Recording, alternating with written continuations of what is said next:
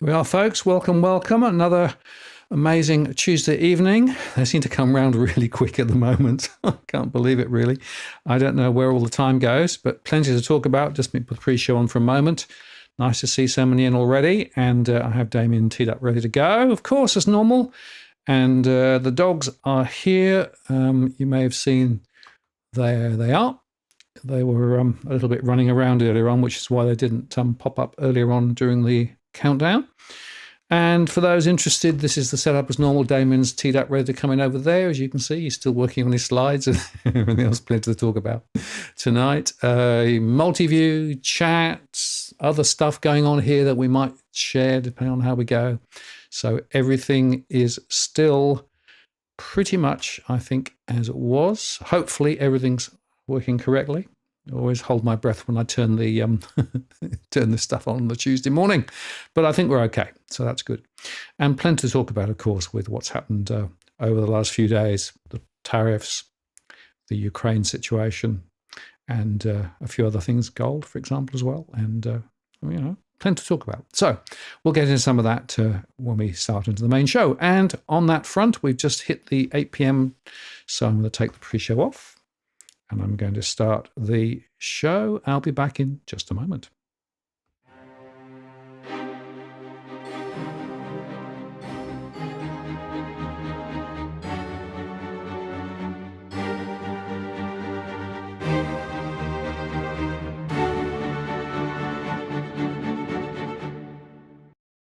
Well, good evening. Welcome to this live stream on the 4th of March, 2025. It's Martin North here from Digital Finance Analytics.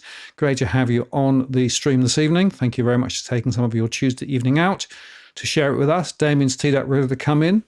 Just before I bring him in, I should remind you, as I always do, that we don't provide specific financial or legal or property advice. There's general conversation only.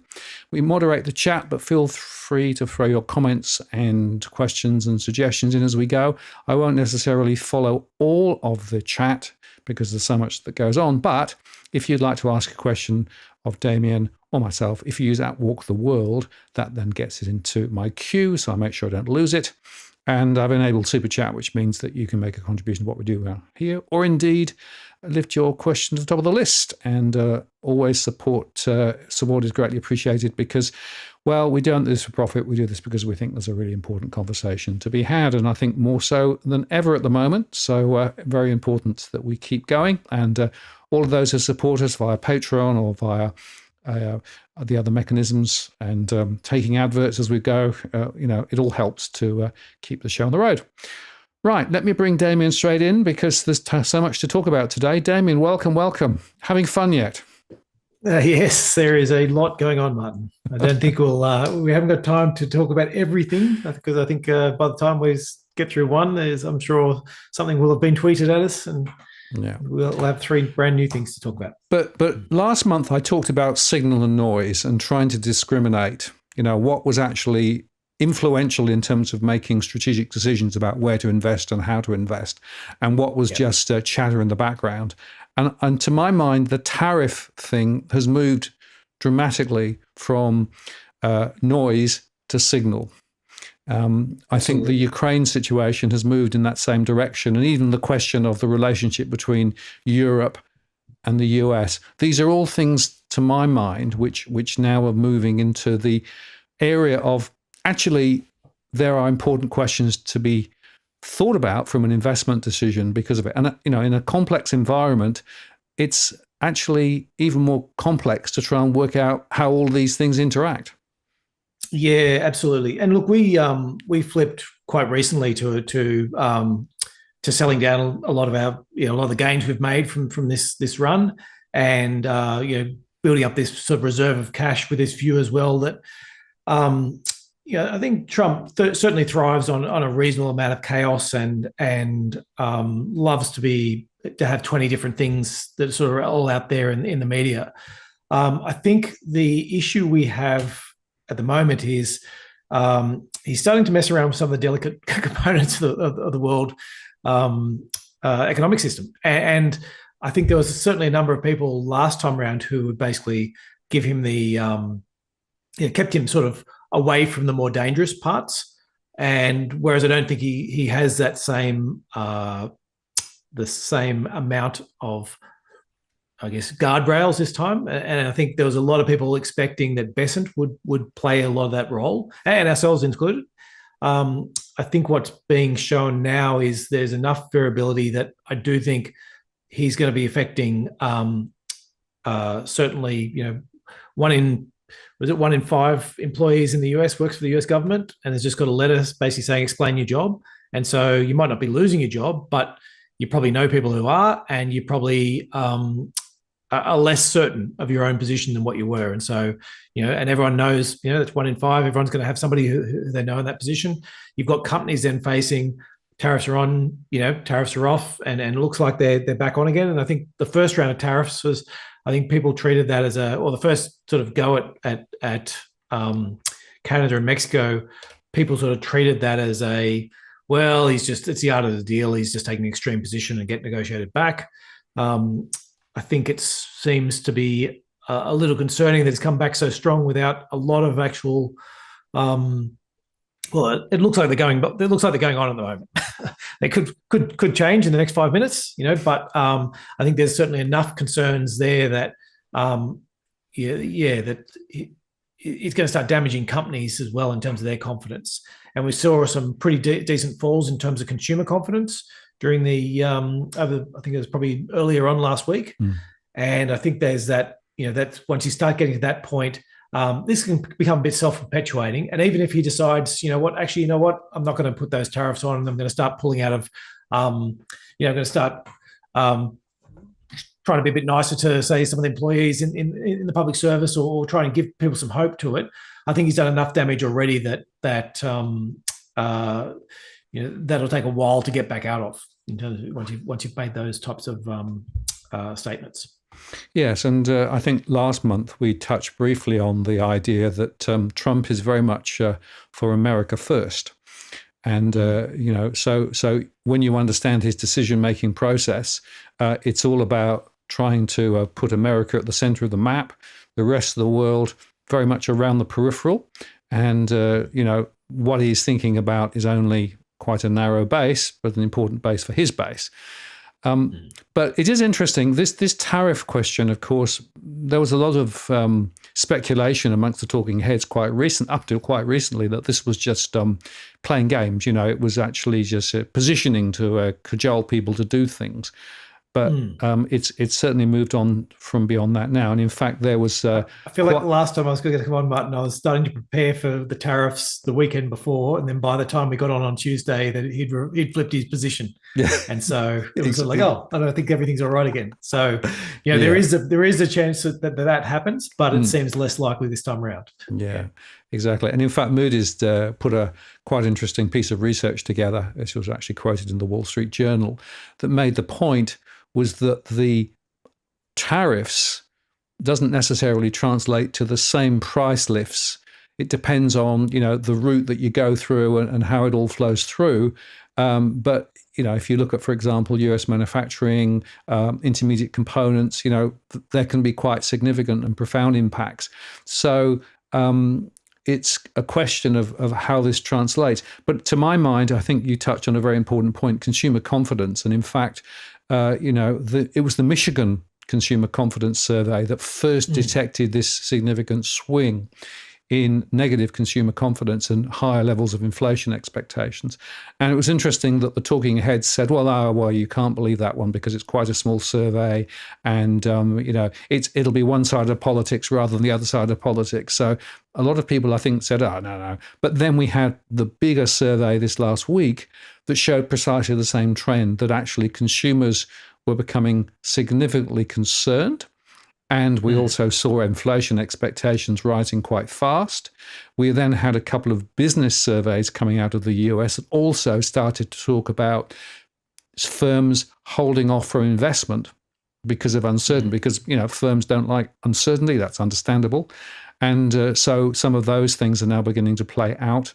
And what I thought was quite interesting, that at the end of last week and at the beginning of this week so far, people were starting to talk quite concerningly about, well, maybe the net impact of all this stuff is quite negative on the US economy. Maybe we could see stagflation in the US. Maybe, what we expected to happen is not going to happen. And that puts a question mark over some of the extended valuations that we still have in a number of sectors.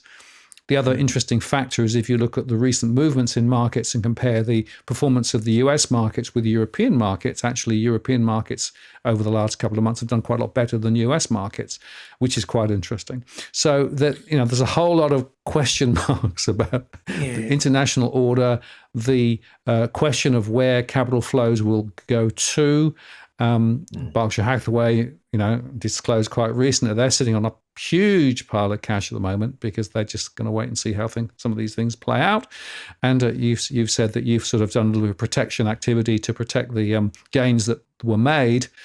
It feels to me that we're actually in quite a new world and quite an uncomfortable world, and the level of uncertainty, and therefore from an investment perspective, because if you are an investor, of course, you can sit on the sidelines for a certain limited amount of time, but ultimately investing means engaging with the market one way or the other.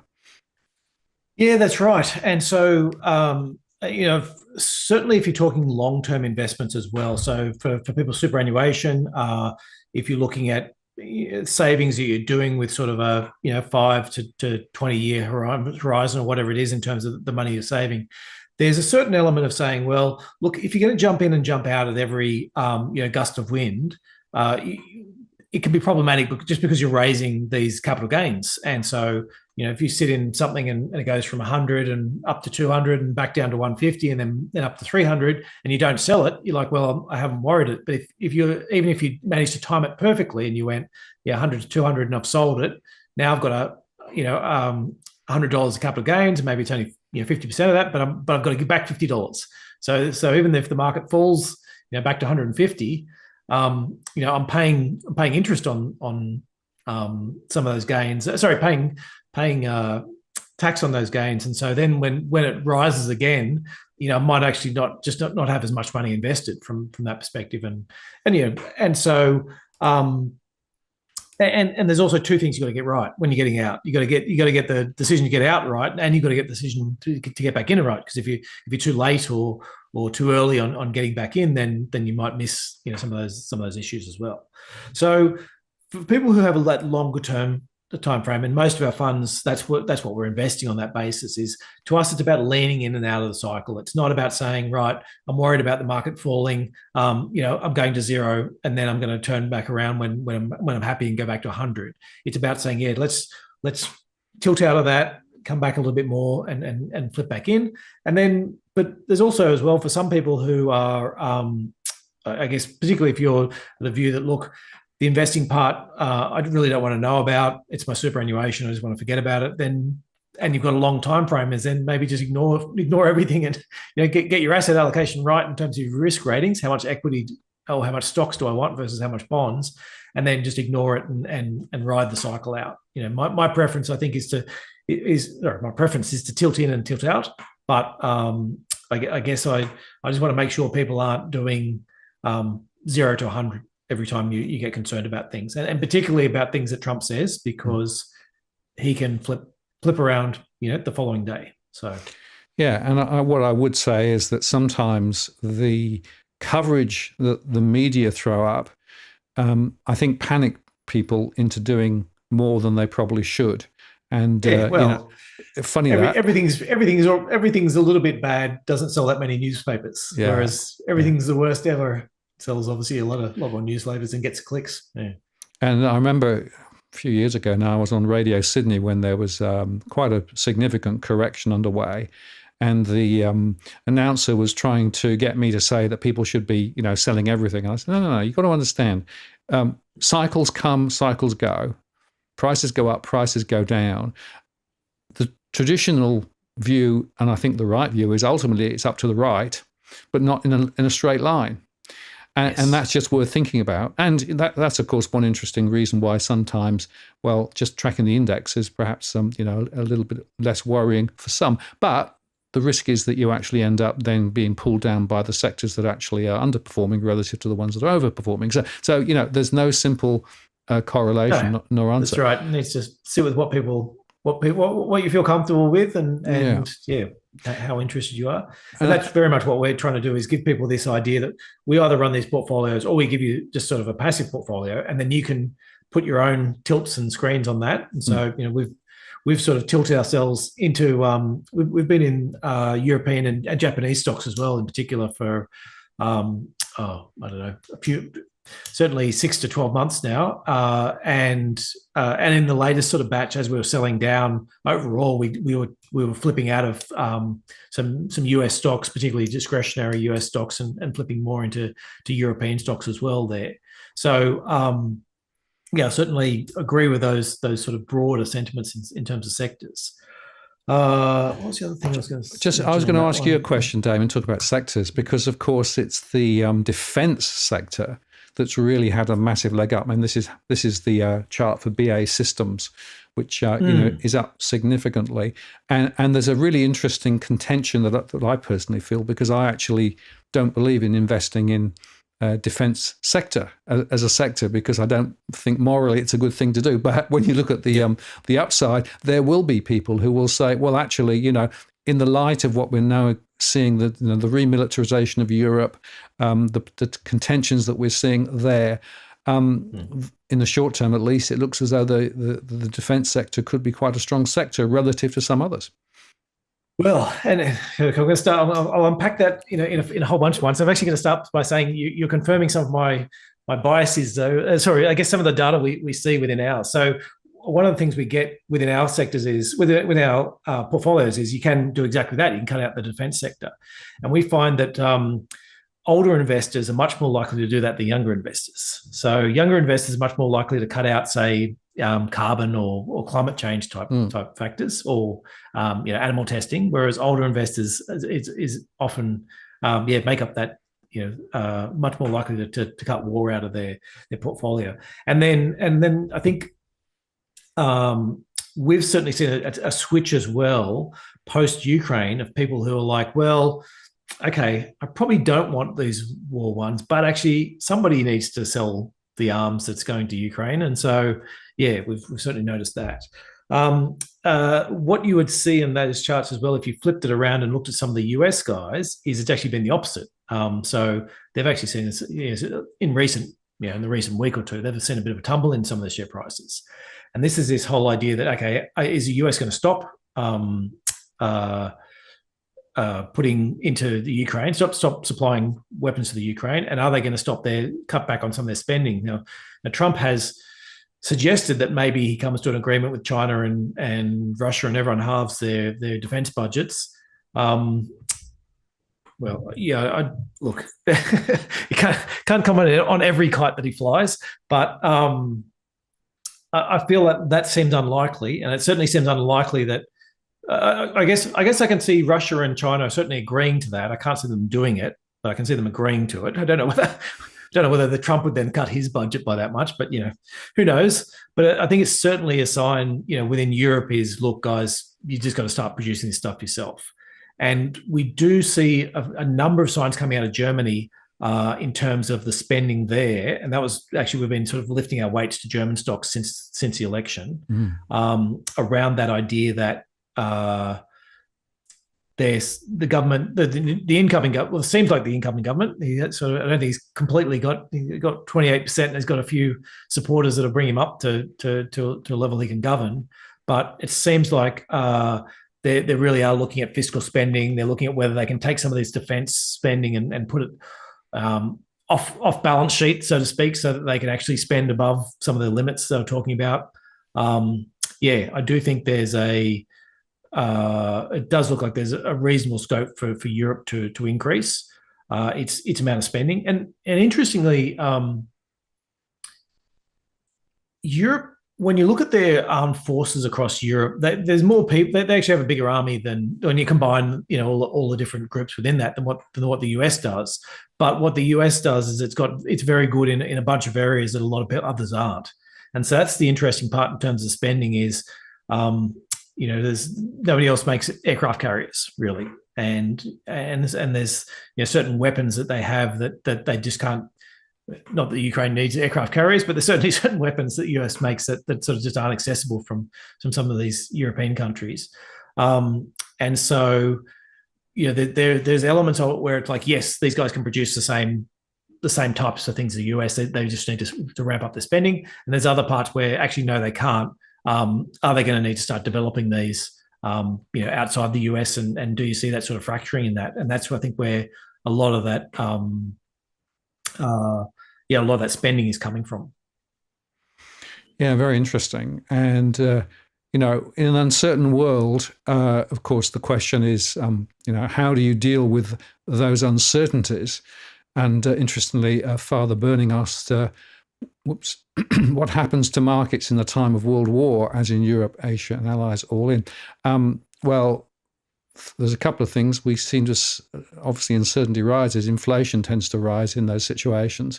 If you look carefully, though, actually wars aren't that bad for stock markets, are they? Some companies do really well out of it. And I think there's the government's obviously out there spending, and that tends to end up in the hands of corporates. And there'll be sort of wartime driven things, and there will probably rationing in certain areas, but companies do tend to do quite well in those times of war. And I guess there's noticed a lot of things, a few of those comments just flipping up about Australia versus Ukraine. The interesting thing for the Australian defence side is most of the stuff we need is the stuff that America makes. So, we're on an island, we need ships.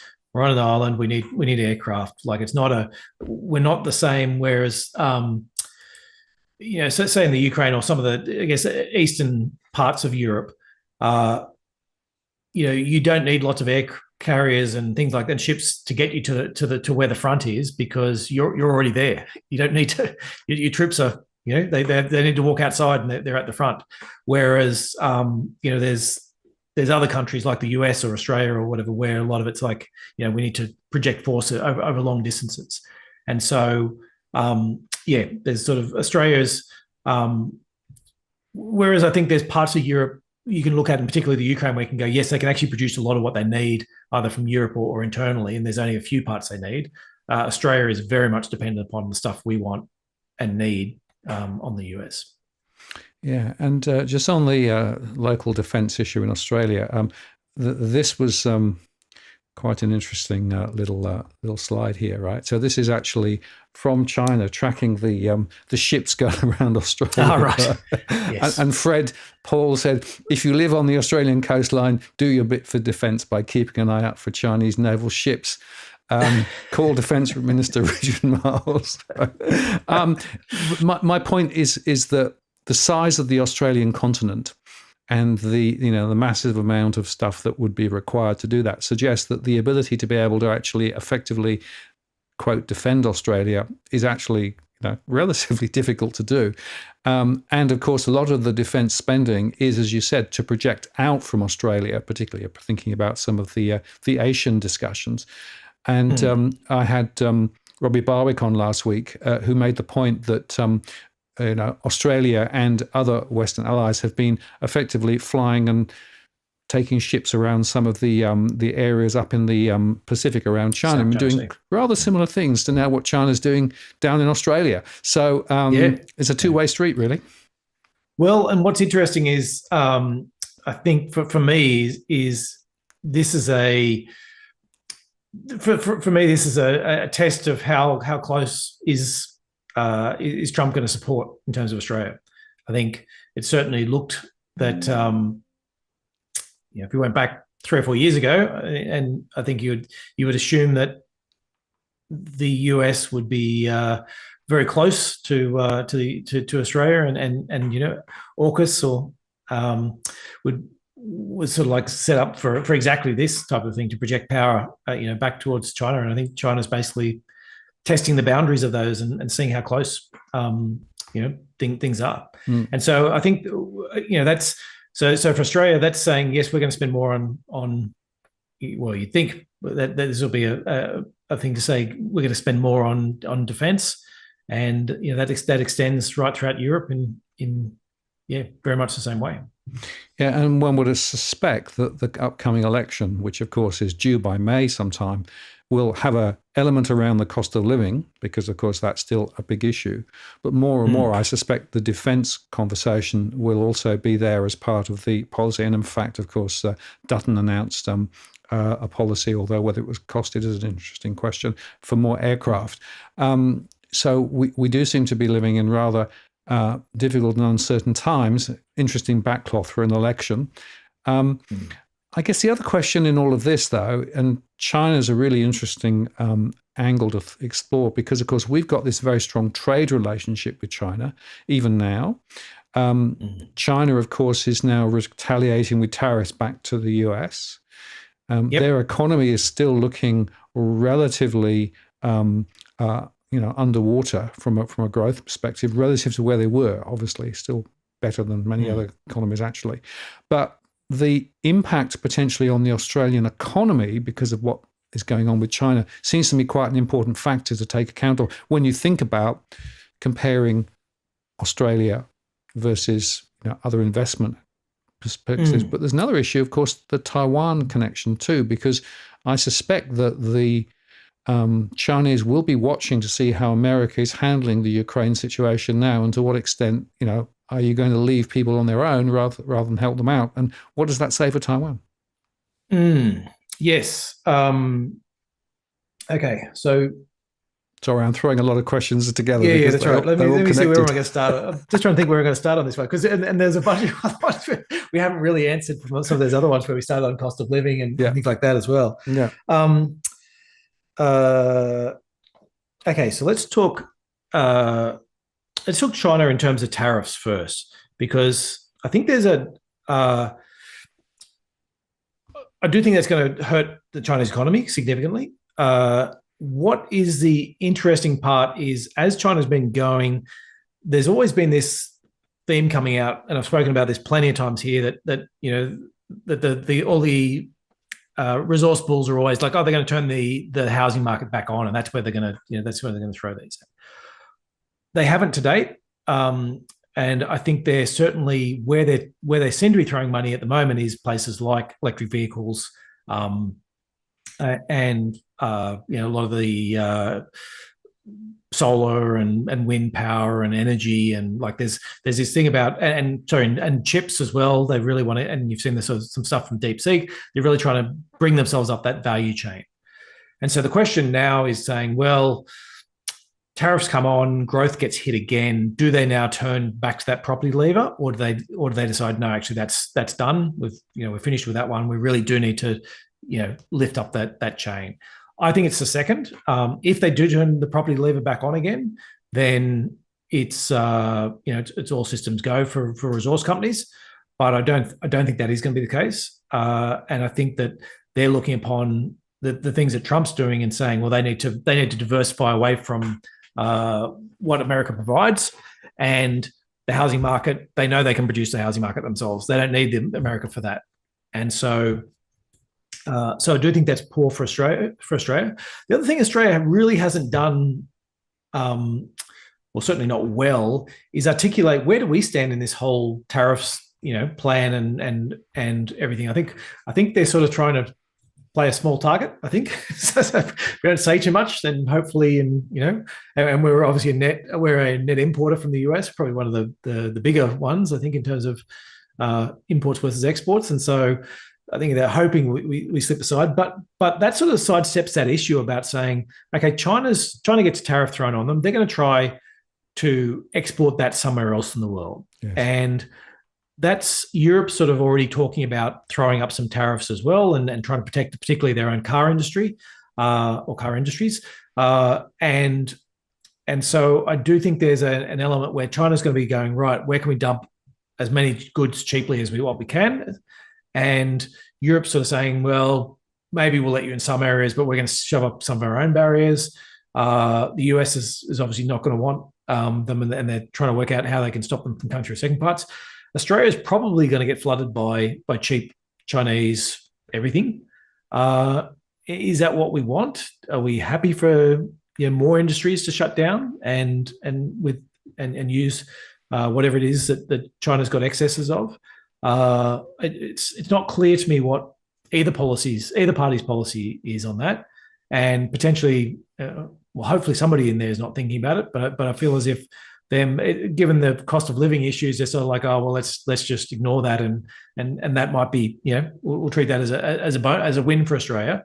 But it does make those structural issues that, when we let the car industry shut down in 2000, around 2008, when just before the financial crisis, it didn't come back. Like, it's, yes, the Aussie dollar was, when the Aussie dollar was 60 something cents, they were making lots of money. When it was $1.10 or whatever it hit, they were losing money. And so when they shut down, the fact that the Aussie dollar came back to the prior levels, they didn't all of a sudden start back up again. Those things take a long, long time to make those decisions. And that's the part I worry about in Australia is, it might look good for our inflation rate for a few years, but if we're just going to if that's at the expense of just hollowing out our manufacturing sector even more, and potentially some of the services sectors or whatever else you can get in there, then that's where maybe Australia should be putting some tariffs on to protect, or at least working out what the best way to protect some industries, in that you don't want to have an economy that is wholly reliant upon other countries in a splintering world. And I think there's certainly parts of it where I think our strategic reserve sits right in the middle of the US, and a strategic oil reserve. Sorry, we've managed to get a part of the US one. It's not really a useful place. No. Literally on the other side of the planet, right in the middle, away from not even on a water anywhere. So exactly. I think there's I'd like to think we could be a little bit more forward thinking about what we're producing and what we're not. And you would have thought the pandemic would have raised that, politicians' thoughts, but I suspect the wave of inflation afterwards has wiped it from their memories. Exactly. Well, talking about policies, the one I want to just touch on, because you talked about the manufacturing in Australia. Manufacturing in Australia is being squeezed. It's been squeezed for some time. One of the main issues is energy, and of course there was a recent article that suggests that the exports will increase by 60% on demand from Asia. And whilst there is new supply coming on, it will be somewhat downstream. So for the next few years, it's likely that the LNG price will be very high. That translates, of course, to high energy costs in Australia, and that then puts a lot of pressure onto our local manufacturing capability. One of the reasons why, for example, glass making and other things are disappearing. And so we're being more and more made reliant on international sources for these products at a time when we have prices. And international prices at a time when this global uncertainty is rising. So we don't really have a good manufacturing plan for Australia that I can see. And when you decouple it from the energy story, then it can never work, can it? Well, it seems like a hospice plan at the moment. Let's just, gradually usher it out. Yeah. What can we do? It's a big deal. Australia is extremely energy rich, one of the biggest exporters of energy. We've got great solar resources. We've got pretty reasonable wind resources. Plenty of coal, plenty of oil, gas. It's like lots of, and for the size of our country, we're not a massive oil producer, but for the size of our country, we're punching above our weight. We certainly produce more than what Australia needs. And it's a question of why do we end up with, and I won't, I think there's plenty of other ones. We've so much other stuff to talk about, but let's say Australia should have cheap energy, and that should be a benefit for our manufacturing sector. But the policies have driven us in the opposite direction, and I don't see either party with any policies that would bring us back in terms of those. So I think there's that part just seems to be not an issue for either side. Politics. Cookie made the point, but we have the most expensive property in the world. We should consider exporting them. That's a really good point. But then Jason made the point also, and I think this is an important point. If China takes Taiwan, then the US is stuffed, given NVIDIA production and the fact that China is preventing the day's GPUs. Could they control NVIDIA? And of course, that goes back to the CHIPS Act in the US and trying to bring chip production back into the US, which is sort of happening, but is happening slow. Yes. Yeah, and NVIDIA is actually, I think there was an announcement this week about NVIDIA opening, starting on some new factories in the US. Yes. So I think it's an interesting thing for them is that if they build enough in the US, then all of a sudden, would the they're sort of like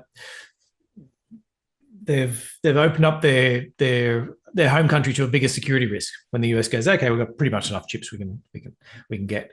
I do think there's an element if like these things are difficult. They're not easy, and if they were easy, China would already have them. And if it was just a matter of copying existing designs, China would already have it. It's really the people that are involved, particularly the senior ones who've got all the experience. I don't think many of those want to stay in Taiwan, and they would be, they would get bucket loads of money to be in any other country. So any of those that can get out, I think would be getting out. I think the other thing is these factories that they're very delicate. You really do need to, like, I think they go through some of these things. Go through sort of like 200 or 300 processes, individual processes to get to their final steps. And so if you sort of go, if they've got a 99.9% success rate, when you multiply that 99 out 200 times, all of a sudden, you're throwing away half your chips because you just get that compounding effect of just one in 1,000 breaks on, but you got to do it so many times. And so, it doesn't take a significant amount of damage from a war, and it might be, people as they're leaving, or it might be people like the US deciding to, we'll drop a bomb on something, that would then prevent China from, they'd have to rebuild it, and I don't think they could rebuild a lot of those. So, I don't see it as likely that China could take over Taiwan and just step into their shoes and be running it and producing chips at the top end. They'd get a step up, certainly from where they are. They might bridge half the gap, but I think I don't think that's a. I do think there would be sabotage coming out of that from there. But yeah, that's the Taiwan. There's a whole bunch of other things we've left. There's a bunch of loose threads we've left in the trail behind us, Martin. I'm just trying to think what they are. So, well, let's push forward and then maybe pick up some of them towards the end. So one of the other factors to talk about is inflation, right? So what is the inflation pulse currently doing, and what is it likely to do as a result of some of these changes? Because that, of course, is quite a fundamental question, both for Australia and for the US. Yeah. So I've got a chart up on inflation, but also actually that reminded me of one of the other threads I left behind was, and it's sort of related, is that the tariffs really will give companies an excuse for greedflation.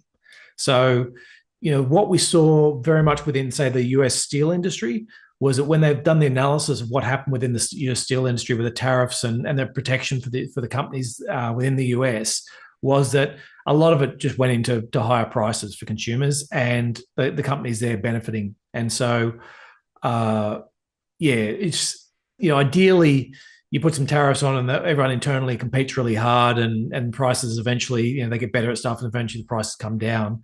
I think the history tends to say, they compete a little bit, but actually they're pretty happy to have a cozy sort of oligopoly and keep prices, just below what might, attract others. And you certainly see within the US, another one is the car industry is very much protected on some of the SUVs and pickup trucks. And what are they great at doing? And what are the prices, significantly higher? SUVs and pickup trucks. And so, I think there's certainly an element of the companies will take advantage, and even companies that aren't involved will be able to say, well, Martin, I'm putting up my prices this year. Unfortunately, those bloody tariffs, we're going to have to put prices up 8% before, and without most people realizing that actually you guys aren't affected by tariffs at all. You're just using that as an excuse because everyone else has got that excuse. Because you can, yeah. And of course, just to remind everybody, and there was a very important discussion some years ago where a very senior market analyst made the point that at the end of the day, it's consumers who pay. At the end of the day, it's only consumers who pay, directly or indirectly. The costs of what you buy is where the buck ultimately stops. And, there's lots of overs and unders on the way through, but corporates will still be able to find ways to bolster their profits. And the bottom line is that, well, we pay. Yeah, that's right. And it's not to say as well, I think as well, that's a very important point, but it's not to say that means that the Chinese companies are going to do just as well. It's more of a question of saying, well, yeah, the Chinese companies will do worse out of this, but there's going to be a bunch of other companies all around the place. There'll be some US companies now that have bigger profits. And there'll be some countries in other countries that there'll be companies in other countries that will be able to sell into the US that couldn't otherwise sell because the prices were too low that China was importing. So they'll make up bigger margins on that. And so it's not always the person you're targeting at quite often will be damaged by it, but it doesn't mean that the consumers aren't. Consumers are no better off. And we are coming from very low tariffs as well. That's the other thing is globally tariffs are really low. So I think there's as with a lot of Trump stuff, there's some grains of truth behind what he's saying. Is targeted tariffs are in areas are useful, but 25% on your two closest trading partners. So it doesn't really. How to win friends and influence people. I'm going to go back to inflation, right? You said you had a chart. Yes. If we put that chart up and talk about that. Have I got that showing? Yeah. Yeah. Here you go. Yeah. So this is one from Goldman Sachs from just the other day, and I just thought it was quite a good illustration of really what's going on within Australia. Is there's sort of three? They're just looking at the three different measures you can use, and one of them is the light blue, which is the quarterly CPI from the ABS, and then you just annualize it to give you back a rate. And so, that's been through its big rise. Now it's back down. It's actually right at the bottom of the RBA's range. The red line is the trimmed mean. So this is which one's this one again? MI is Melbourne Institute. Melbourne Institute, yes. Melbourne Institute. So this is a surveyed one. And so it's a bit of a leading indicator on some of these other ones. And so it really sort of matches exactly, but it's a bit more regular and it's been around for a while. And you can see that's sort of, that's out the other side. That's already sort of hit the bottom and out the other side. And then the final line is the year-ended monthly CPI. Now, the monthly CPI doesn't have as many things in it as some of these other ones, but there's more, it's more frequent. And so, that's below that's into the range. And so, if you look at that chart and you're like, well, what inflation problem? On two of the measures we're out the bottom and just about to fall. And on the other measure, it's into the band. And so that's one part of it. The next part is the wages growth. Now, they talk about these wages growth being an issue, and this is their chart. As always, they're always forecasting that wages growth are going to come back, but we're pretty close to 3%, and I just can't see that. I can't see how that's an issue. Like I'd like 3.5% wage growth. The average productivity growth for the last sort of 20 odd years for most countries is sort of around about 1%. It's actually pretty bad in Australia at the moment. So, but 1% is not a bad sort of expectation for productivity growth. And so if you've got 3.5% wage growth and then you've got 1% productivity growth, that sort of leads you at 2.5% inflation.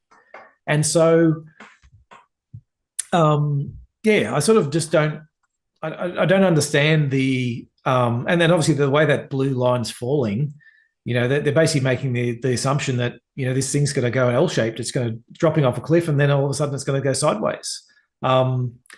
So, I think I think they're overestimating their ability to forecast inflation. So that was one other one. The other ones I wanted to show, and it's stepping through. Trust me, I'll come back to this inflation, wages inflation in particular. This is there's some interesting charts from Jared Minak just the other day, and so there's the first one is just this showing that of the GDP growth, which is the blue line on this chart. Then you've got the red sort of lines or bars, which is how much is the public sector contributing to it. And so for the last year, they've been contributing all of it and more than all of it. So, we're really, the GDP growth is going backwards for the private sector, and it's only the public sector that's sort of keeping us up there. You then jump in and look at, per capita disposable income, and that's going sideways. And sideways if you measure it from 2012. If you measure it from the pandemic, shortly after the pandemic, we're going negative. And the same thing for that real compensation per worker. We've been through this biggest period of negative wage growth that we've seen in forever. It's we're into our third year of real wages going backwards. And where does that lead us? Well, what he's effectively saying then to that point is that if you look at the wage growth versus unemployment rate, they sort of have this scatter plot where you go, okay, if unemployment gets too low, then wages get too high and you got to worry about inflation. And if you break that, though, into two different series, where were we from 1998 to 2012? You get this one series with the blue line saying, okay, if the unemployment rate gets low, then inflation starts to spike, or wage growth starts to spike. But if you just look at us since 2013, you're on a completely different line, which is way lower. And you're sort of saying at current levels of unemployment, it's just not generating wages. It's not generating wage growth. And we saw from that graph, the one prior, wage growth falling off this cliff.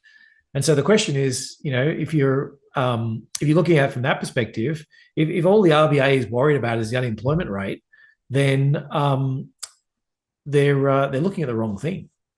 And so Australia could be in a lot weaker position than what you might think. And then this is getting slightly off topic, but it's probably worth just throwing this last chart in. Then and the whole question about this is why is this happening? And a lot of it is just we're bringing in so many people and we just don't have the cap. We're not spending on capex. So Australia's capex has been really, really low relative to history, but the number of people we're bringing in is really high. So how do you get labour productivity? Well, you get more equipment per person, and you get more. You spend more on capital expenditure. Whereas we've been doing the opposite. We've been spending less on capital expenditure and bringing more people in. So actually, if you look at our capital to labour ratio, that's actually been falling. And so, not the type of thing you want if you're looking for a productive economy. Yeah, and it's very interesting. Of course, there were some recent discussions about the public versus private sector growth, the fact that the public sector is bigger than it's been for a long, long time. And there was a big debate about, these workers who may actually be funded by the government, but sort of actually working in the private sector, and how those are counted, right? And there's a big NDS is a good example of those, right? NDIS, yeah, that's right. And in fact, NDIS could be bigger than defence spending if we, go on the way we're going. So I just want to say, I've got my son's, is autistic. He's quite severely autistic, and so one of my sons, and so I certainly see the NDIS, and I see all the great things that it can do, but I also see that it is out of control in terms of everything's just goes back to it's not your money. We'll look at stuff all the time. And people will just go, well, yeah, it's outrageously expensive, but it's not your money. And it's just like, well, no, that's not the point. And I think that's very broadly spread, and it's it's really only just chipping around the edges. And what it's really showing is exactly what we've seen time and time again in Australia: is that if you want to deregulate something and have monopoly providers, you either end up in places where you're trying to deregulate things like the energy sector with these monopoly providers, and you end up with the companies being very productive, but they spend their whole time trying to rip the government off, and that's what they're very productive at doing is managing to convince the government to pay more than what they should. And we're seeing the same thing in the NDIS, where that we've got a Medicare system and some of our health systems which are the best in the world. Like when you look at the outcomes versus the amount of money spent. Some of the Australian medical system sits right at the top of these. And we've just put this, so we've got all this knowledge. We know how this stuff runs. We know how to do, single payers and bring fees down for all these. And we've just gone and implemented something completely opposite for the NDIS and let the thing run out of control. And so, I think there's I think it's the whole concept of it is fantastic, which is part of the problem. That's your grain of truth. The whole concept is great, and there are some genuine great things it's doing, but you've just opened it up to rorts and to people who are just spending far too much on far too little. And so, and they can always just pull on the heartstrings of but it's doing great things for these people. And it's like, yes, it might be doing great things, but it still needs to be at a reasonable cost. Mm. And it's worth saying, there are always the extremes. And there was an extreme reported recently where a number of people got together and through NDIS bought a house and basically offered accommodation to quite a few people and made quite a lot of money through that process. But the grain of truth at the heart of what the NDS was trying to do is spot on. There are people who need help. The question is it 25% of Australians that are sort of caught within that net, or have we somehow managed to build an elephant when we needed a little bit of a sort of a more jaguar-shaped entity to be able to run it forward? And also there's elements of saying, okay, look, the public service might be inefficient at certain things, but if their heart's in the right place and they're genuinely trying to provide these services, then you might end up with a better scenario than if you let you let all these free market, you let the free market go, and the free market is very good at working out, hey, the government doesn't really notice if I call it this thing or if I call it that, and here's a grey area, whereas you might have a public servant there who might be more inefficient, but they're genuinely trying to get the right outcome. And so, but I think there's but and that's I think where Australia's it's hard to see where the positives are for the Australian market under all that. So absolutely. Yes. Well, just on that, it was interesting that let's put this one up here. This was quite interesting. So the latest results season, this is the Australian story, showed that business profits actually rose. And outside the mining sector, it recorded the single biggest rise in earnings in the 2 years in December, fueling economists' expectations that tomorrow's GDP figures will be picking up. Now, it's quite interesting that when you actually look at it carefully, the quarterly lift was the largest since December 2022. And you wonder what's going on here. Is there something that is, true about this, or is this a bit of a happy aberration as a result of the higher prices that we saw through inflation? Yeah. The answer is I don't know. I'm not sure. It seems suspicious to me, but I think there's a certain element of it's not a bad environment we're in terms of I think there's a question now of can we of where it's going. I think is probably more interest to me from here, and with the uncertainty, I think Australia certainly being a small economy, very open, we're at risk of trade issues in the trade market. That was actually I'm sorry, that was one thing I wanted to come back to stagflation, because we're talking on the same part. Yes, one of the biggest factors, particularly around the LNG one you were talking about in terms of high prices from LNG and how that affected. The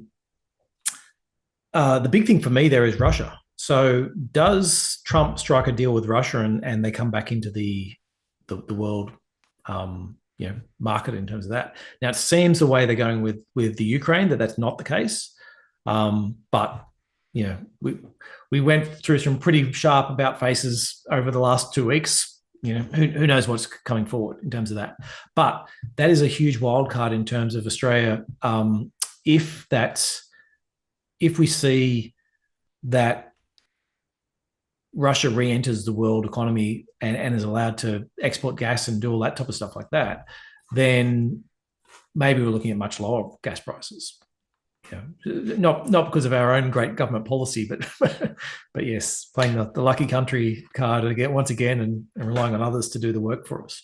Well, it's interesting that some analysts in Europe are forecasting now that gas prices will come down because of they're joining the dots between the US and Russia getting an agreement. Russia then turns on the gas taps and they flow the gas into into Europe again, and that could because Germany, of course, is struggling with very high energy prices too, which is why their manufacturing sector is very much being squeezed at the moment, and the tariffs won't help that. And obviously in the UK, gas prices are high too. So and then what you see is that the US is put on an incredible amount of LNG, and there's more to come.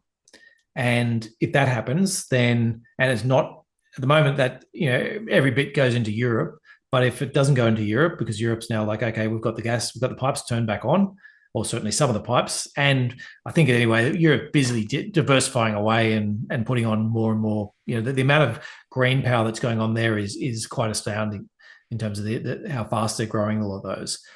Then those US ships are going to start sailing back into Asia and they bring those prices down. And I tell you that in the UK, there's an interesting debate going on at the moment because the proportion of energy coming from gas is actually going down, but the marginal price of electricity is still driven directly off the price of gas. And so there's a big debate about whether that actually is providing effectively false profits for all the other energy providers, electricity providers, as a result of it. And I think there's probably some truth in that. So, your point about you pull the lever here and something dropped off the lorry over there is, I think, very true in this one too, right? Yeah, exactly. Almost. But so, and I think that's a little bit central to this whole stagflation debate. We spoke a little bit before this about it, but I guess I'm worried about both ends of the extreme on this, and I'm sort of in the middle. I sort of feel like we're less likely to end up there. So I guess what I'm thinking is the two scenarios that seem most likely to me is growth sort of holds up enough, and we've got some pretty strong economies, and we've got lots of productivity gains coming through from some of the AI and some of these, all these other the weight loss drugs. We've seen the obesity rates in the US have leveled off now, and there's all these factors that you can sort of point to in self-driving cars and automation. You can see all these positive effects on productivity, particularly in the US where they're talking about such great productivity. And then you bang on tariffs, and then you have to you see companies starting to add more money to add some greedflation into that, and you get this low growth with higher inflation that we're speaking about before. And as I said, it's sort of this stagflationary environment. And then you look back to Australia and go, well, if the US is in stagflation, but we're all of a sudden getting cheap goods via China, and if Russia re-enters and brings our energy prices down, do we actually end up in this scenario where we've got low growth, but maybe we don't have as much of an inflation problem over here? And then you go, that's one scenario. The second scenario then goes, okay, all the uncertainty and all the chaos that's going on means companies just start going, well, whatever money I was going to spend on CapEx, I just want to wait until I clearly get a clear indication what is happening, and then I'll spend the money. And consumers are all, as we spoke about, a fifth of them are government employees saying, maybe I won't take that expensive holiday this time. Maybe I'll better just save a few pennies just in case I end up with a pink slip. And that sort of flows into the rest of the economy, and you just get a reasonable pullback in the US economy. So Besant was out last night talking about a lot of the things are going to plan, and that a lot of it was they want to have they want to pull back significantly on the fiscal spending from the government and allow the US companies to actually get out and spend money and drive the economy. They don't want the government to be the driver of the economy. They want the private companies to be the driver of the economy. And, sort of the opposite to what we're seeing in Australia. and it's the story's good. The question is the execution. Can you actually genuinely get companies to get out and spend money when they're worried that, they're worried about the legal system in the US seeming to be under a fair bit of attack. They might be worried about tariffs on, tariffs off. They might be worried about just the day-to-day volatility and concerns about what's happening in the public service sector and things like that. And if that's the case, then you won't have to worry about stagflation because a recession will solve that, at least in the short term. And so that's the two ends of the spectrum. And where are we on that? I don't know. And I think we've spoken before about so much is changing that to have one point of view and say this is exactly where we're going, I know it, I'm just going to set my entire portfolio up for that, I think is dangerous. I think it's more about saying I want to come back to those, what are the core tenants, which of the companies I think are making money because they're genuinely in the right sectors and they're going to contribute, benefit from this growth, and can I buy them at a good price? And then as they fall, pick them up and move into the next sector as it flips along. Absolutely. Well, there's a lot to think about there. Now, there was an interesting little comment from, I I think, if I can find it, I'm not sure whether I can quickly. From I think Confused Cobra saying that there were a lot of millionaires in Australia. I have a chart, here we go. I have a chart thing that shows the massive amount of Aussie millionaires, big percent currency difference included. Now, let's be clear. The reason that we've got lots of Aussie millionaires is because our house prices have gone absolutely through the roof.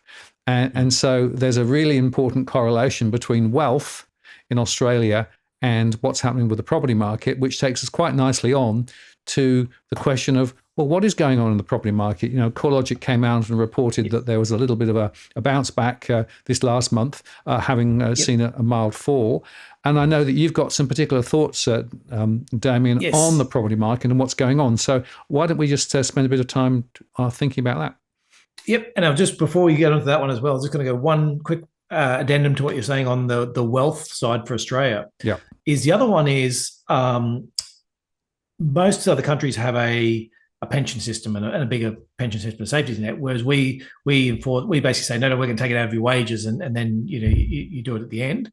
And so, if you're a citizen of one of these countries, the government owes you a certain amount of money because you've worked for so long and you've got your pension thing. How much is that worth? There's probably a couple $100,000 that Australians sort of have explicitly in their super, that if you're a citizen of one of these other countries, you sort of have it, but it's just not, it's sort of off balance sheet, so to speak. They haven't actually said to you, yeah, I'm going to pay you this retirement thing for the rest of your life. And so, yes, I think Australian, the wealth in Australia gets overestimated a little bit by that as well, because it's basically just a flip between governments or personal. And just on that, and of course, there's this big move now to use the superannuation fund money and invest offshore. There was Chalmers went across to the US and took a whole bunch of super funds and said, hey, look at this amount of money we've got, the second biggest pile in the world or something, and we could invest it in the US, which became a strategic bargaining chip, which I thought was quite interesting. It's not your money, it's superannuation money that individuals have. Yeah, that's right. Well, I could insert joke about the Labor Party and industry funds and construction going to unions and whatever it is you want there. But I think there's, it's safe to say, look, we're a super fund and we invest a lot of that money in the US. And part of that reason is, I forgot to bring them up I put them up on something I can print out, but I popped it up while I was just in that couple of minutes where you said I was preparing my charts. Was just looking at some of the valuation sides for the Aussie market. Now, I'm going to go to the second. So there's you can look at all these various measures, but sorry, that's not that chart, Martin. Oh, okay. It's just in terms of price to earnings is a pretty common one. Just to say, what's your how much is your price versus how much you're earning, and if you go to the sort of second year out of that, you say, okay, what are you going to next year, and then what about the year after? If you jump through like the big stocks in the US, you go, well, Apple's at 27, so they're pretty high. But Nvidia's at 22 times, Microsoft's at 23, Amazon's at 27, Alphabet's at which is Google, is at 16, Meta is at 22, and actually if you adjust for some of the spending they're doing on that, it gets below 20. Then you go, well, what about CBA? Here's his bank, which is more expensive than any of those guys. It's on 25. Well, sorry, not than any of them, but more expensive than most of them. It's a member. If it was a member of the Big Seven, it'd be the third most expensive on its second year out earnings. And the biggest compared with all the banks globally, right? Even JP Morgan. Yeah. Oh, absolutely. And you look back at like if you look at the Aussie banks versus international banks, we're trading at like an 80 or 90% premium to them in terms of the values that you get. Like it's just, but that's because the margins that banks make in Australia are massively higher than banks almost anywhere else. Even now, they're grizzling about net interest margin compression, et cetera, et cetera. And that's because of the fact that the banking system is protected in Australia. It's a protected species, thanks to the government. It's got effectively a government-backed guarantee, directly or indirectly. And, they are all but a monopoly. Yes. A mega bank, I think, as some people call it. There's the fall between themselves. There's no real difference between them, and they all sort of collude on. But I guess the thing is, though, on that, even if they are earning And sorry, not even if they are. They are actually earning some of the highest margins of any bank in the world, as I said. The thing is, if you're going to still pay almost twice what you pay for any other bank, exactly, you're basically saying not only are they the highest, but they're going to keep being the highest, and they're going to keep growing faster than every other bank. You could almost make the opposite argument for some of them to go, well, this bank's only half the margins, and the government wants to protect it a little bit more. Maybe they'll lift themselves up.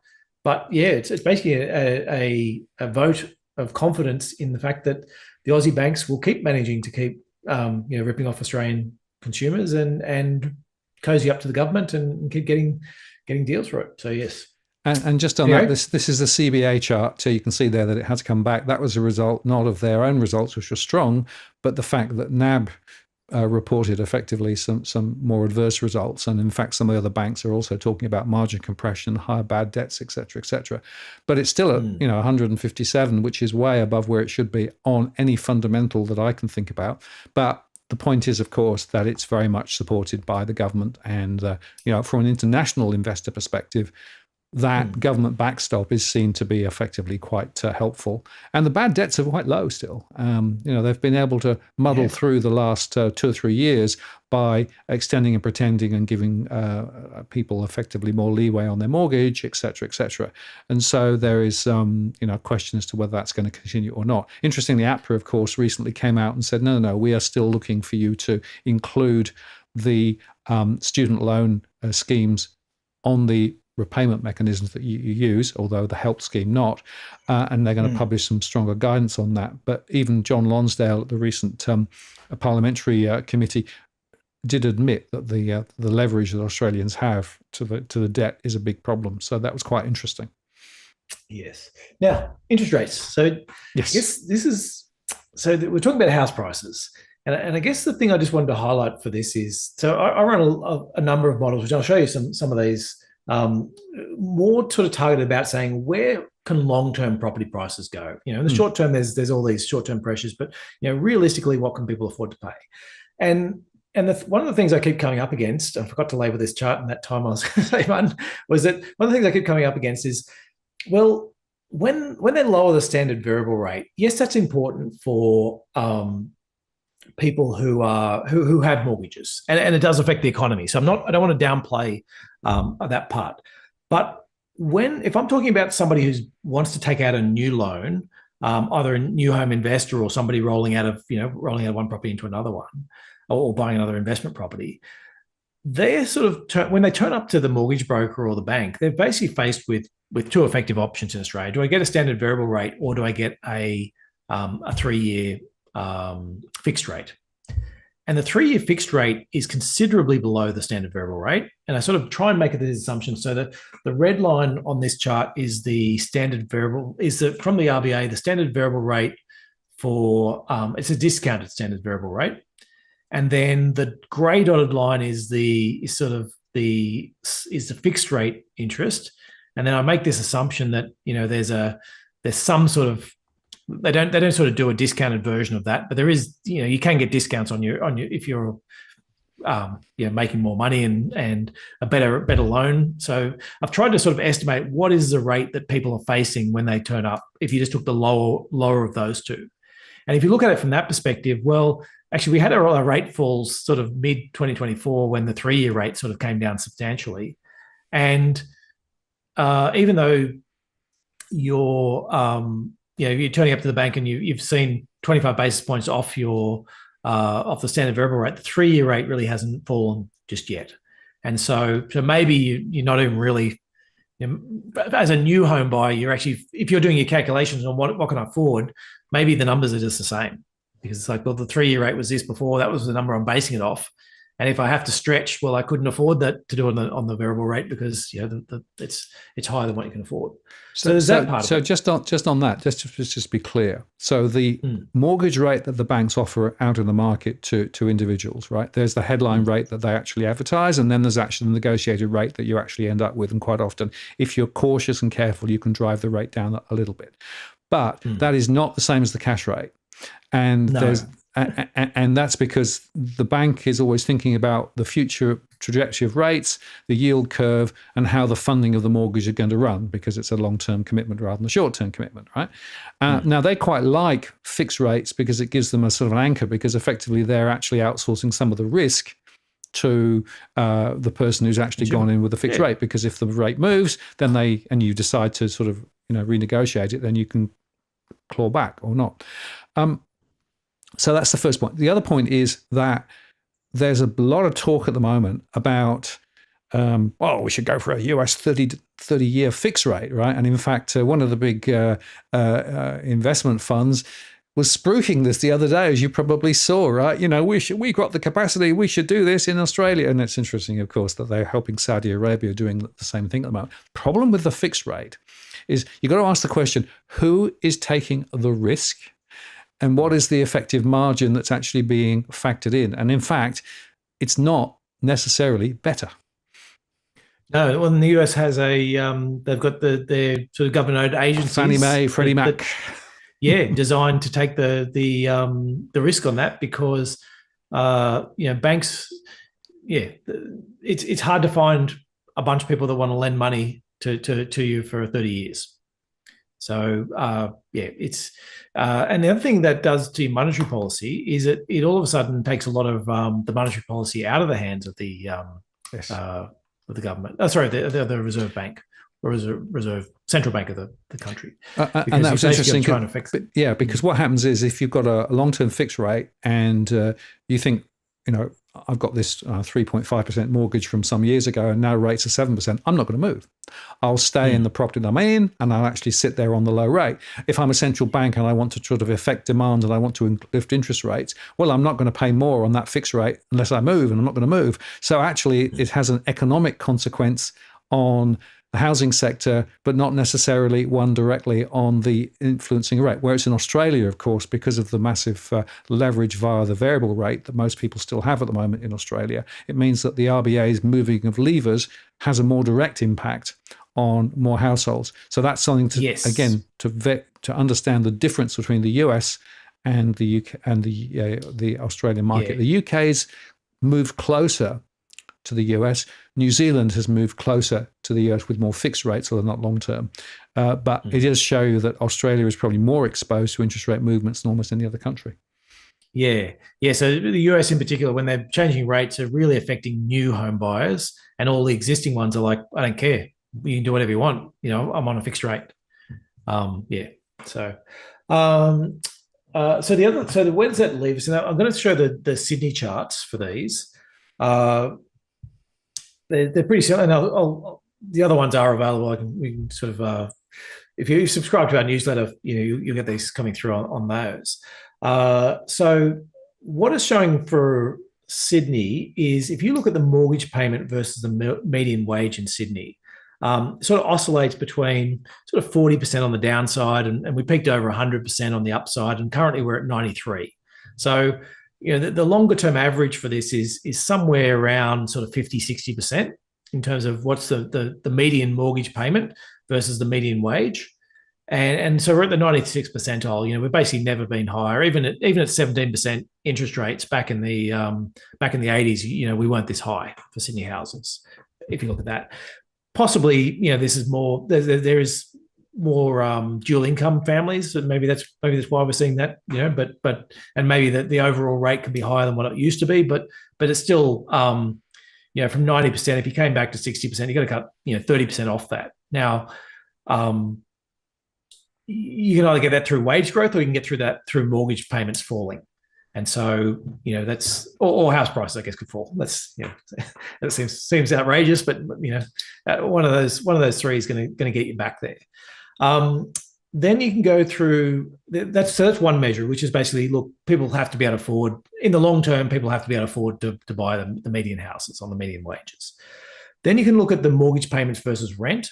Now in Sydney, that oscillates somewhere between a little bit under 100% to, I think we sort of peaked out at maybe 220, and we're at 200% at the moment. And what I mean by that is, if for Sydney houses, if the cost of having a mortgage falls below the cost of rent, so it falls below 100%, you tend to see the prices then starting to rise. the average seems to be somewhere around about that 150%. Again, we're just miles above where that is in the long term. I think I'll actually just talk about those ones. I do throw in the property price to the median wage, which sort of matters for getting into the house. And then also you can do some investment measures. So those were the affordability measures. And you can look at the investment measures of gross yield, which is, at its fourth percentile, so as low as it's ever been. And then you could look at the net yield less the mortgage rate. And that's sort of basically sitting dead in the center of where it's been over the past.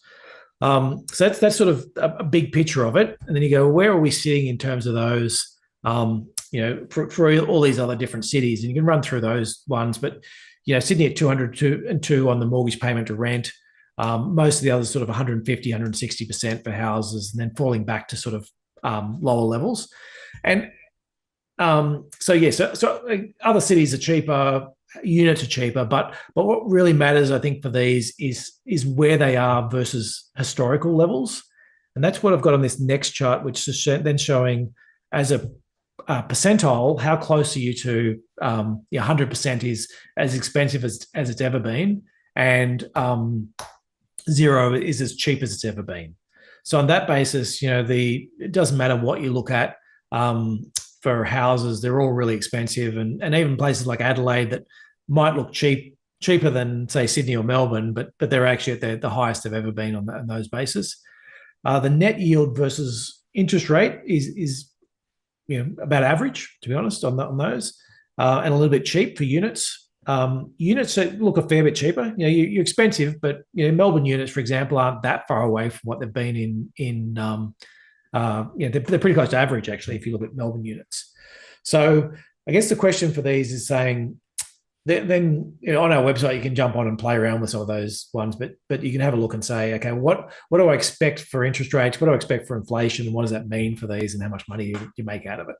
So largely speaking, it tells you what you think. But I think it's important, though, that because we had such strong rental growth, and you've seen some property price falls, that on one side you go, well, actually maybe that means things are looking a lot better, because my rent growth has been great and property prices have come down. Maybe the equation is starting to look reasonable, and the answer is no. It's more reasonable than it was 6 months ago or 12 months ago, but it's still if you look over the last 50 years, it's still right at the extremes. And that's consistent with my analysis. And in fact, next week, I'll be covering that off in more detail. There are still lots of households with more than 50% of their net disposable income going to pay the mortgage, or indeed to pay the rent. And that's as high as it's been. So, we have a problem with affordability. And the small rate cut that we saw is not going to have a significant impact. It's unlikely, from the RBA's point of view, we're going to see a lot more rate cuts over the next year or so. So the expectation is that household pressure is still going to be there, but people are almost forced to play this game because they still want somewhere to live. And so what they're doing is rebalancing effectively their expenditure, and so they're spending less on other things and spending more on housing because it's horribly expensive. They know it's horribly expensive, but they don't feel they've got a choice. Yeah, and the rent part is the interesting one as well. For if you look at the long-term histories of rent growth, it's in terms of real numbers, the real growth is pretty close to zero. Like, basically rent grows pretty much at inflation, at the rate of inflation, maybe a little bit above, but it's very close to zero. We've been running at these record levels of 7, 8, 9%. You just can't run rents at that rate and without sort of running into the problems of social unrest. And the young people who are obviously seeing bigger and bigger parts, and then they have to start sharing more houses and more people in more rooms. And I think that's a recipe for getting kicked out of government. Yeah, and it's just worth reflecting on two factors there. This idea of the social unrest, intergenerationally speaking. So there are youngsters looking at people who are, up the generations, who are sitting on massive paper profits and in big houses, and they feel that it's an unequal struggle now. The other side of it, of course, is where you actually have high levels of financial pressure on people. The first needle that moves is actually crime rates. And I've been doing a bit of work recently on the rise of crime rates in some of these highly stressed areas that I've been looking at. The second point is there's quite a high correlation between disruptions of relationships and high financial stress. So if you look carefully at things like divorce rates and relationship breakdowns, as well as health issues, they're all higher in areas of high financial pressure. So there are not just financial consequences, but there are social consequences of these policies that have been running out for the last 20 to 30 years. And a lot of that is not really, I think, being covered by the mainstream very well. No, and I mean, and one that I know Leith, you see, he jumps on quite often is this whole, something like the tobacco, where it's like, look, let's just keep upping the rates on tobacco. We've created a black market. There was never a black market in this, 20, 30 years ago, because there just wasn't enough money in it. But you up it's this bit about social policy and how do you design things? Yeah, okay, I want people to stop smoking, but if I charge everyone $1 million a cigarette, well, nobody's going to pay $1 million a cigarette. They're all going to get it on the black market somewhere for much cheaper. Yeah. And so there's this push-pull between saying, and I'm surprised, there's one more example of Australian policy being run badly, saying, well, when you start seeing everyone being firebombing each other and all these things popping up, is saying, well, maybe it's our fault. Maybe we should just drop the excise back a bit and take a lower crime rate. Anyway. Well, it's relevant because another unintended consequence, of course, is the declining birth rate. So one of the reasons why the Australian birth rate is declining is that people are getting hitched later, and they're finding it more difficult to be able to afford anywhere to live, and therefore can't start a family, and therefore we are becoming more and more reliant on the migration rather than actually building families locally. All these things are connected, and what I get so frustrated about is nobody seems to want to join the dots. No, that's right. And it's I think there's we're facing numerous problems, and we have a very expensive stock market in Australia, and so it's one more reason that we should be getting our money offshore. Yes, well, interesting that. Now, as we come towards the end of the show, just one other topic briefly, gold. We need to talk about gold, I think. Yes. So, and Bitcoin and Solana. Yeah, Bitcoin is the new government, the new reserve in the US. Yeah.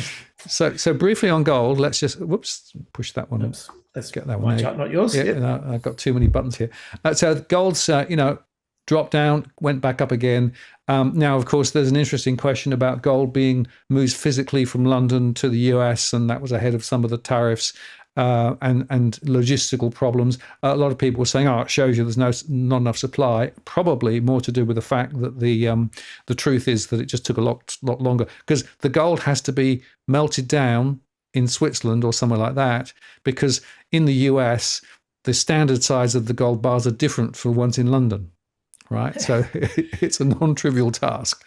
So I did a show of that the other day, and looking specifically at what the Gold Council has been saying. So they're arguing that it's not really a shortage of supply; it's a logistical problem. And actually, some of the different margins that went up to about 5% between the futures and the physical gold price, because people were actually finding it difficult to be able to actually meet requirements. That's come back down now. So maybe that's gone away, but gold is definitely seen in this time of uncertainty as one safe haven. And then, as you mentioned, Bitcoin, of course, has been gyrating all over the place recently. We hit 108 at one stage, or close to 108. Then it dropped back down towards 80. But this is to do with the Trump policy of using crypto as effectively a Federal Reserve. Not sure whether that's a good plan or a bad plan, but it's quite interesting. Well, and look, you don't want to have conspiracies everywhere, but is it a market manipulation? Is it who knows? Like, it's a wild west of that. There seems to be a lot of his advisors are pretty involved in in that crypto market. And if it's a question of can you pop out a quick announcement on this, and if we follow through, Who knows? Will they? Is this just a thought balloon that popped up, and once the price propped and whoever needed to get out got out, they comes back again, or is it something he's genuine about and wants to? Who knows?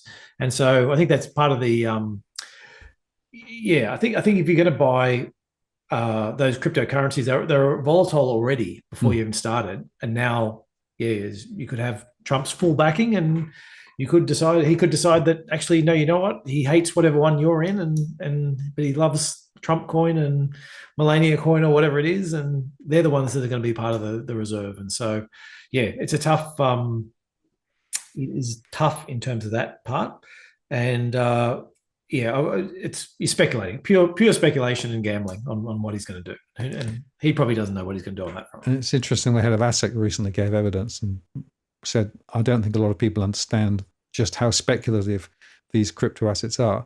Though interesting, of course, in the US, they had Gensler previously at the SEC, who was quite negative, and then, of course, he's been replaced with a whole proactive group of people around Trump who actually are very positive towards the Bitcoin and the crypto world, and are saying that the US want to see the US leading the way. So, Yeah, well, what I have always believed is, if you want to speculate, fine, but don't use it as part of your core wealth building strategy, because the uncertainties are off the scale.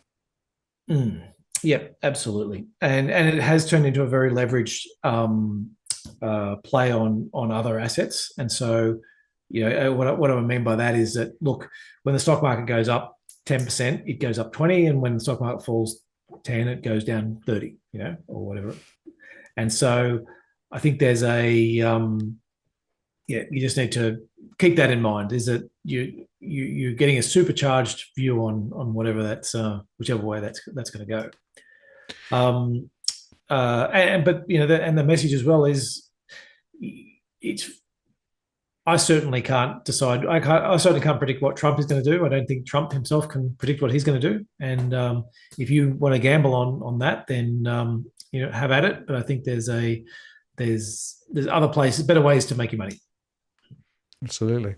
Well, talking about ways to make your money, what we, I think, have covered is that there is a huge amount of uncertainty out there at the moment, that this is more than just noise. There are important decisions to be taken, but again, not to overreact. And I guess something like the fund processes that you have there, with the transparency and visibility and the options, give people quite a lot of flexibility to be able to react to it. Or if they're too busy, then they can just say, well, you look after it for me, don't worry about it. So any closing thoughts in terms of, how to react and how not to react at the moment? Yeah, I think that the main thing with all of these is you need to have a plan for what you want to do if markets do take a tumble. And so, that plan can change. And I think at the moment, it's very much based around the fundamentals and what we're seeing in terms of fundamentals.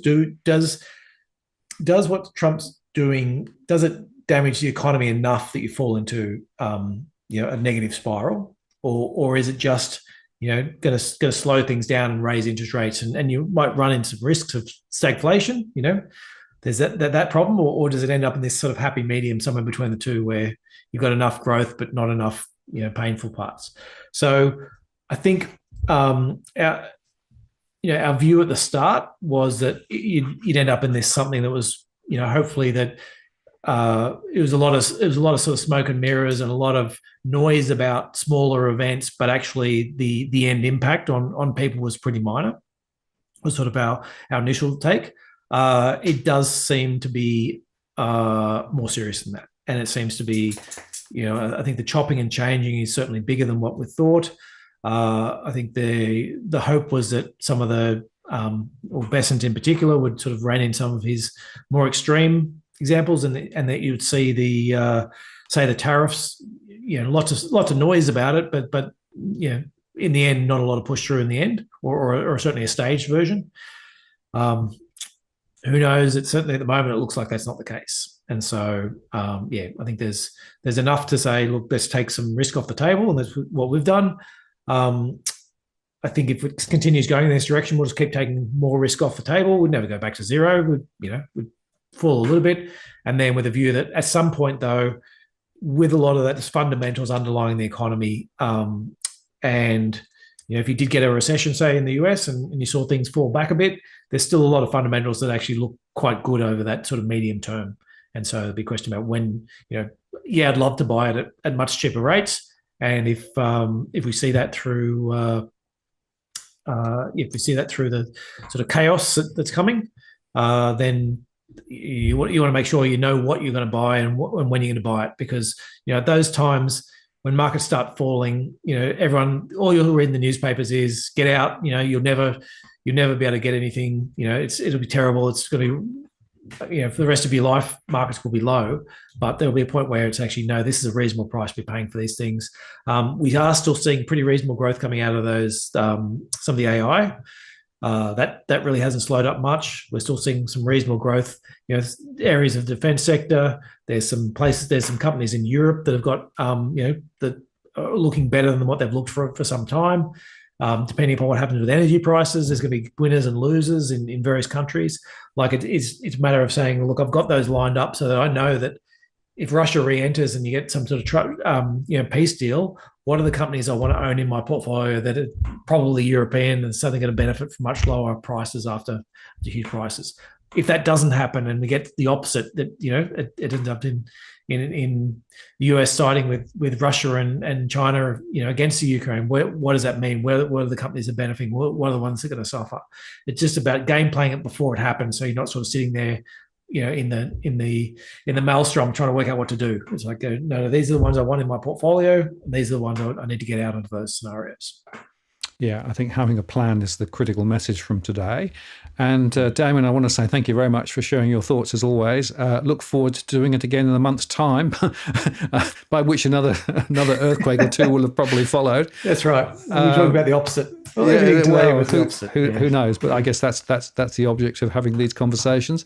Thank you very much indeed. I've put links and things below if people want to find out more info about Nucleus Wealth and what the Wealth funds. People are actually using that facility, and it's, I think, quite relevant and appropriate given what we're seeing at the moment. So thank you very much. I'm going to take you offline now, and I'll close the show. See you later. Bye. There you go. Well, hope you enjoyed that. I think we covered quite a lot of ground tonight, and Damien, of course, always great value. I'll look forward to catching up again with him next month. Next week, I'm going to do a deep dive on the modelling that I did, specifically on the scenarios with regard to the property market, and also look at the latest financial stress down to the postcode level. So that'll be what I'll be doing next week. And I think the following week, I've got Spacious, Phil coming back on from Spacious to talk about his analysis of what's happened to property prices. So that'll be interesting in 2 weeks' time. Thank you very much for spending some time with us this evening. The dogs are still here. They've been quiet, which is nice, and there'll be time for their walk and lunch, etc. now. So thank you very much for spending time with us this evening. Take care. If you're up and around Brisbane, keep yourself safe over the next few days with all the storms and everything there. And I'll look forward to seeing you next week, and of course on the daily recorded shows. This is Martin North from Digital Finance Analytics signing off. See ya.